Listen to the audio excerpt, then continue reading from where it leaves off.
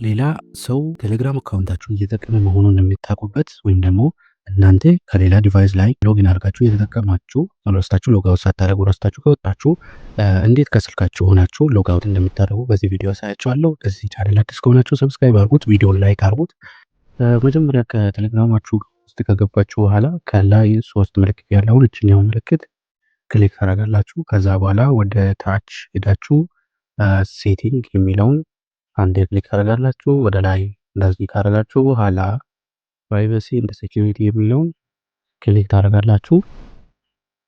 እሱን ክሊክ ካደረጋችሁ በኋላ እንደዚህ ያመጣላችኋል። ከዛ በኋላ ዲቫይስስ የሚለውን ክሊክ ታደርጋላችሁ። እኔ ጋር እንደምታዩት ይሄ የመጀመሪያ ዚስ ዲቫይስ ምን አይነት ዲቫይስ እንደሆነ ሎኬሽን ከነ ሎኬሽኑ ያሳየኛል።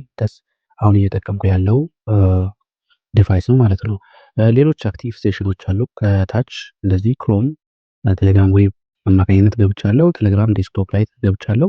እዚህ አካባቢ የት ሎኬሽን እንደሆነ ያሳያል ማለት ነው። እዚህ እናንተ ሙሉ ኢንተርኔት ማድረግ ከፈለጋችሁ እዚህ ጋር ኢንተርኔት ሆልድ ማድረግ ትችላላችሁ።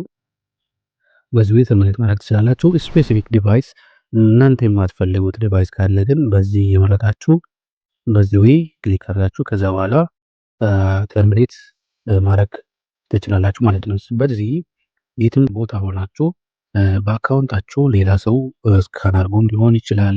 ሎጊን አድርጎ ከሆነ እናንተ በራሳችሁ ስልክ ላይ ሆናችሁ ሎግ አውት ማድረግ የምትችሉበት ኦፕሽን ነው ማለት ነው። ስለዚህ ለዚህ ቻናል አዲስ ከሆናችሁ አሁንም ሰብስክራይብ ማድረግ እንዳትረሱ፣ ላይክ ማድረጉ። ሰላም ነው።